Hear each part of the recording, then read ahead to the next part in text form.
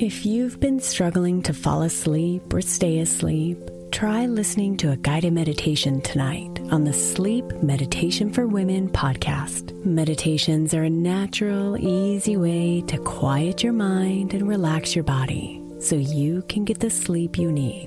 Every night, Sleep Meditation for Women provides a new episode, from body relaxations to guided visualizations and even dedicated sleep sounds. Listen for free now by searching Sleep Meditation for Women on your favorite podcast player and begin sleeping better tonight. This is Optimal Relationships Daily, episode 1997, Game Plan for Peaceful Parenting Your Teen, Part 1, by Dr. Laura Markham of ahaparenting.com. Hello, everybody, and welcome to our parenting leg of the week. I'm your host and narrator, Greg Audino, and just like every Thursday and Friday, I'm going to be sharing parenting content with you today and tomorrow. This week, it's actually a longer post that I'll be splitting between both episodes, so without further ado, let's tune in now to Part 1 as we optimize your life. Game Plan for Peaceful Parenting Your Teen, Part 1, by Dr. Laura Markham of ahaparenting.com. Peaceful parenting a teenager? A terrific teen who's responsible, considerate, shows good judgment, at least most of the time? Yes, it is possible. Here's your game plan, with some essential tips. You may not feel like you have much influence on your child these days, but teens' behavior is highly correlated with the strength of the bonds with their parents. Good relationships between teenagers and their parents, as rated by both, are positively correlated with school success and general happiness as rated by the teen, and also by those around her.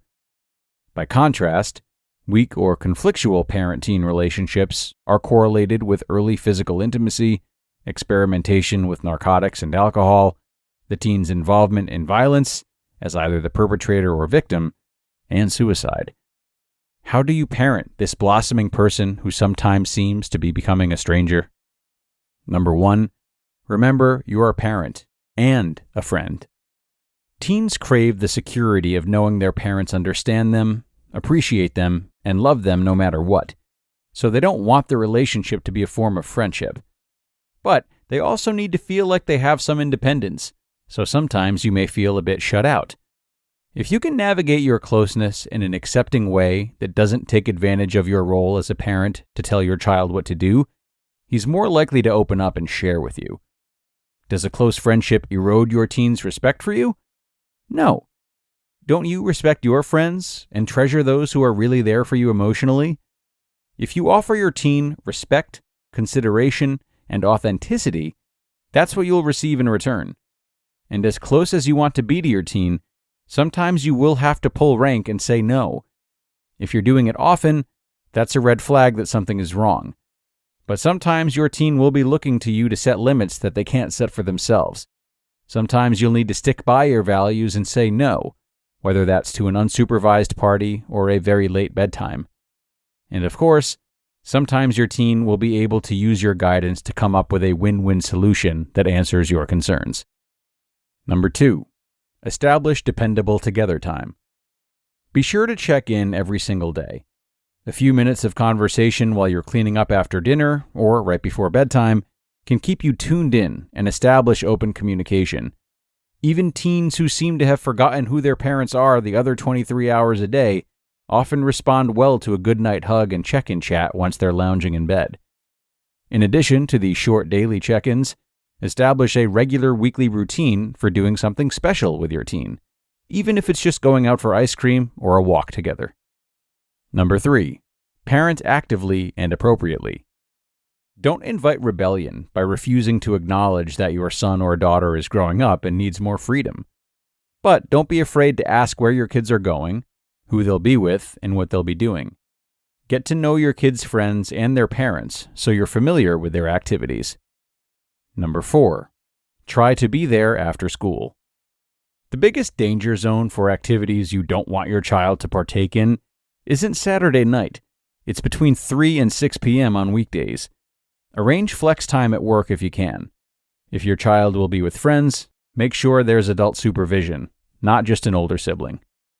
Number 5, keep your standards high. Your teen wants to be his or her best self. Our job as parents is to support our teens in doing that. But don't expect your child to achieve goals you decide for her.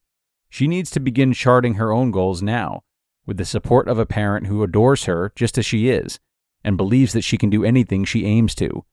Support your teen's passions and explorations as she finds her unique voice. Number 7, keep the lines of communication humming. If you don't know what's going on, you lose all hope of influencing the outcome. Number 8, encourage good self-care, such as the 9.5 hours of sleep every teen needs, and a good diet. Coffee is a bad idea for early teens because it interferes with normal sleep patterns. Too much screen time, especially in the hour before bedtime, reduces melatonin production and makes it harder for kids to fall asleep at night. To be continued. You just listened to part 1 of the post titled Game Plan for Peaceful Parenting Your Teen by Dr. Laura Markham of ahaparenting.com. There's a lot of distraction this time of year, but I'm here to tell you that you can end the year right and train your brain with Word Collect. Word Collect is a fun and relaxing mobile game to help keep your mind sharp and grow your vocabulary to pass the time, whether you're waiting to meet Santa or in line at the airport. It has over 2,000 levels, which start easy, but get harder as you get better, and new features have just been added for the holiday season, including new limited-time competitive events. So there has never been a better time to start playing, and right now Word Collect is offering you 2,500 coins and 500 gems for free when you download and play. And those extra coins and gems definitely come in handy to help keep you playing when you get stuck, and take it from me, the last thing you will want to do is stop playing. So stop mindlessly scrolling through social media and train your brain while relaxing. Just go to the Apple or Google store and search for Word Collect. So if you're like me and want to end 2023 with a bang, download Word Collect for free today. This holiday season, you might be looking for nutritious, flavorful meals to fuel you on jam-packed days. Well, our sponsor Factor, America's #1 ready-to-eat meal delivery service, can help you eat cleanly with chef-prepared, dietitian-approved, ready-to-eat meals delivered straight to your door.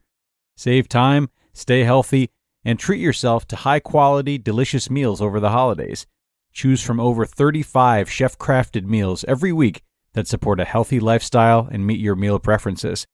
And by the way, Factor isn't just for dinner. Count on extra convenience any time of day with an assortment of over 55 add-ons to suit various preferences and tastes. Choose from quick breakfast items, lunch to go, grab-and-go snacks, and ready-to-drink cold-pressed juices, shakes, and smoothies. And rest assured, you're making a sustainable choice. Factor offsets 100% of their delivery emissions and source 100% renewable electricity for their production sites and offices. So head to factormeals.com/optimal50 and use code optimal50, that's optimal50, to get 50% off. That's code optimal50 at factormeals.com/optimal50 to get 50% off. And thanks so much to Dr. Laura for a great part 1, which so far has provided a really well-written and comprehensive guide to parenting teenagers.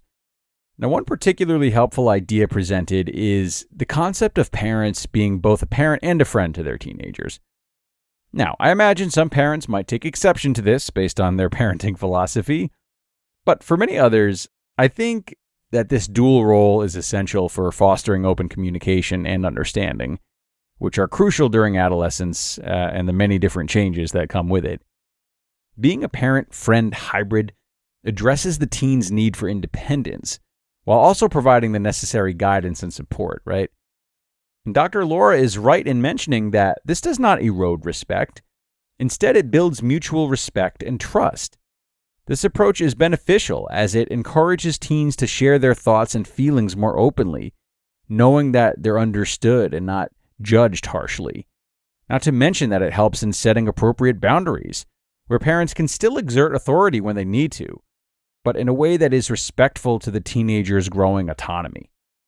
So, when it's done correctly, it strikes a really nice balance between being overly controlling and too permissive. But there is a lot more to get through tomorrow. So consider what you've heard today and get ready for the rest in part 2. I hope to see you there, everyone, where your optimal life awaits.